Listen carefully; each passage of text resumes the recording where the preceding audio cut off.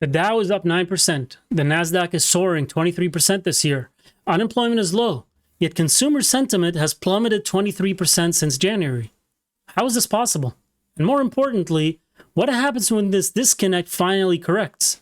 In the next 10 minutes, I'll reveal why the stock market boom might be masking a brewing economic storm. Welcome back to StockScope Live. I'm your host, Ali.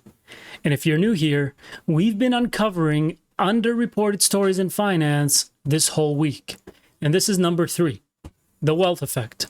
This phenomenon explains why the economy seems so strong despite widespread pessimism, and why that might actually be bad news. Let me explain the situation. Households with substantial stock portfolios are feeling wealthy and spending freely, while middle and lower income Americans are struggling with high prices and stagnant wages. All of the spending is coming from the well-to-do, high-income, high-net-worth households that are seeing their stock portfolios are up and they're feeling a lot better off and they're spending.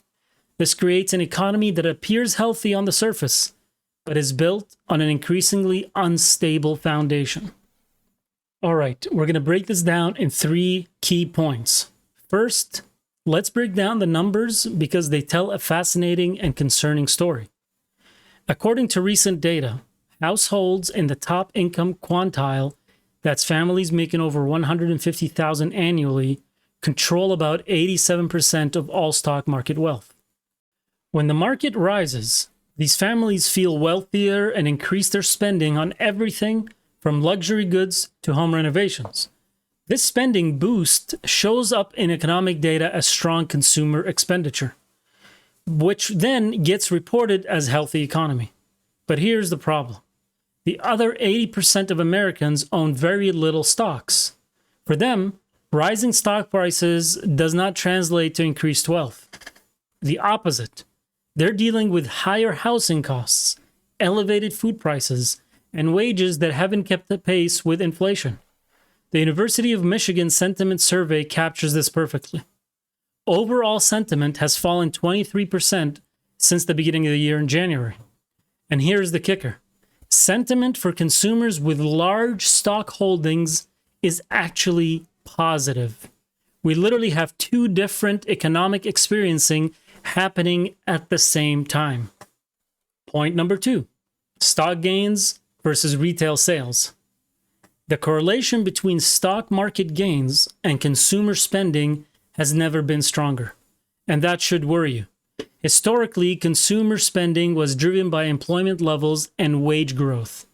Today, it's increasingly driven by portfolio values.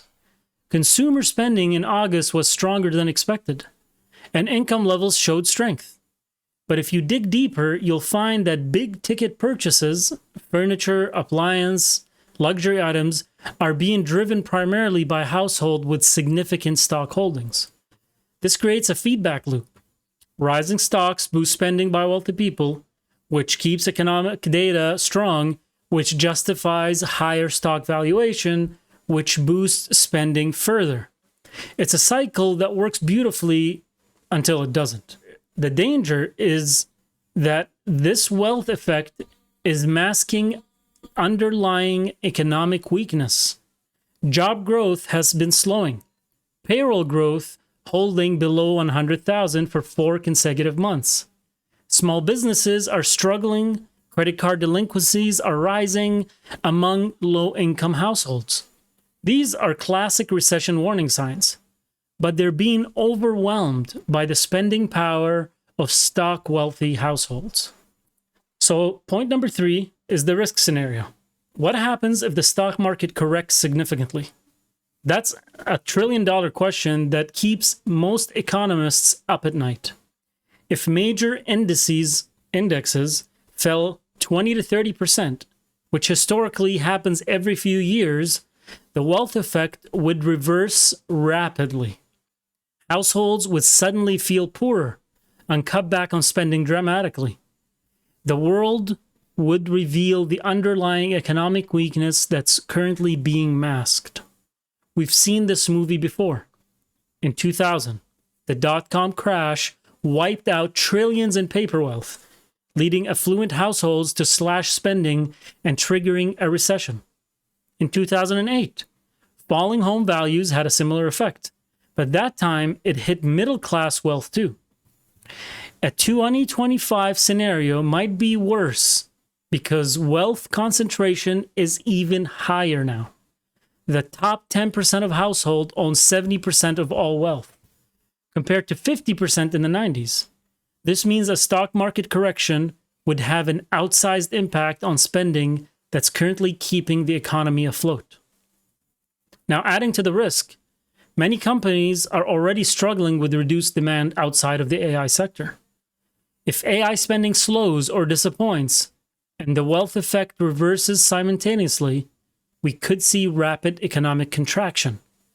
Watch the AI 100 billion scam by NVIDIA video that I posted, which would tell you why the government is supporting these accounting gimmicks. The way that I'm protecting myself is I am going into precious metals, which I have had for a while, but now I'm going even harder. Gold doesn't provide income, but it preserves purchasing power when fiat currencies and financial assets struggle. Additionally, sectors like utilities, consumer staples, and healthcare tend to be more resilient during economic downturns because they provide essential services that people need regardless of their wealth levels. The stock market resilience, I can't lie, has been remarkable this year. But underneath the surface, warning signs are flashing. The wealth effect explains why the economy seems so strong, despite widespread pessimism. But it also reveals how fragile our current prosperity might be. Whether you're bullish or you're bearish on the markets, the risk management strategies you deploy might save you in the future. Now, what's your take on the wealth effect?